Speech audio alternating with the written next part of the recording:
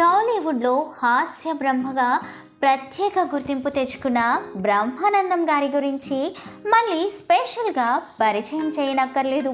తెలుగులోనే కాకుండా ఇండియా మొత్తం మీద స్టార్ హీరోలతో సమానంగా భారీ పాపులారిటీ అందుకున్న కమెడియన్గా పేరు తెచ్చుకున్నారు మన బ్రహ్మే.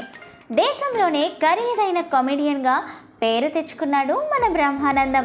సుమారు దాదాపుగా 1200కి పైగా సినిమాల్లో నటించిన కామెడీ కింగ్ గిన్నీస్ బుక్లో స్థానం కూడా సంపాదించుకున్నారు.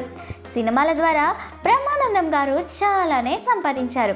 సినిమాల ద్వారా సంపాదించిన డబ్బుని రియల్ ఎస్టేట్లో పెట్టుబడిగా పెట్టి ఇప్పుడు 100 కోట్ల ఆస్తికి అధిపతి అయ్యారు. బ్రహ్మానందం సినిమాలో నటించాలంటే రోజుకి 1 లక్ష నుంచి 4 లక్షల వరకు రెమ్యునరేషన్ తీసుకుంటాడట. తెలుగు అధ్యాపకుడిగా తన కెరీర్ని మొదలుపెట్టిన బ్రహ్మానందం నాటక రంగం నుంచి అనుకోకుండా సినిమాల్లోకి వచ్చి స్టార్ కమెడియన్గా ఘనమైన కీర్తిని అందుకున్నారు. దూరదర్శన్ తెలుగులో పక్కపక్కలు కార్యక్రమం ద్వారా టెలివిజన్ ఎంట్రీ ఇచ్చిన బ్రహ్మానందం ఈవీవి సత్యనారాయణ దర్శకత్వంలో వచ్చిన క్లాసిక్ కామెడీ సినిమా అహనా పెళ్ళంట సినిమాతో మంచి గుర్తింపునైతే తెచ్చుకున్నారు.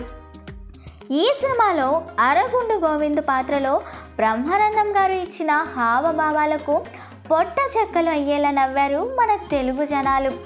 బ్రహ్మానందం గారు ఒక్కో సినిమాలో నటించేందుకు రోజువారీగా రెమ్యునరేషన్ తీసుకుంటారని సమాచారం.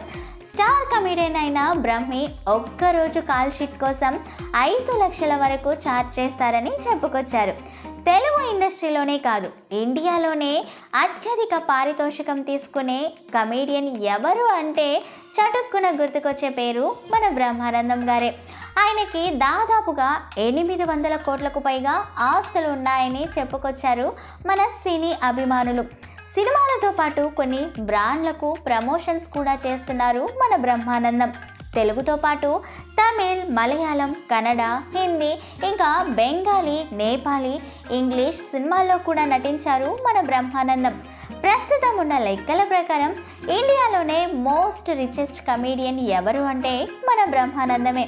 కపిల్ శర్మకు దాదాపు 500 కోట్ల ఆస్తులు ఉంటే బాలీవుడ్ కమెడియన్ జానీ లివర్ ఆస్తుల విలువ 280 కోట్ల వరకు ఉన్నాయట. మిగిలిన కమెడియన్లు ఎవరు కూడా మన బ్రహ్మానందానికి దరిదాపుల్లో కూడా లేరు. కొన్నేళ్లుగా బ్రహ్మానందం గారు సినిమాలు తగ్గించేశారు. 3 దశాబ్దాలుగా సినిమాల్లో నటిస్తూ అలసిపోయానని, అందుకే ఫ్యామిలీ కోసం కాస్త బ్రేక్ తీసుకుంటున్నానని చెప్పుకొచ్చారు మన బ్రహ్మి. ప్రస్తుతం అయితే కుమారుడు రాజా గౌతమ్ హీరోగా తెరకెక్కిన బ్రహ్మానందం సినిమాలో నటించారు మన బ్రహ్మి. ఈ సినిమా ఫిబ్రవరి 14న రిలీజ్ అవ్వబోతోంది. సో ఫ్రెండ్స్, విన్నారు కదా. మరొకసారి మర్చిపోయి ఉంటే మన విశ్వ రివ్యూస్ ఛానల్ని సబ్స్క్రైబ్ చేసుకొని మీ ఫేవరెట్ కమెడియన్ ఎవరో కమెంట్ చేయండి ప్లీజ్.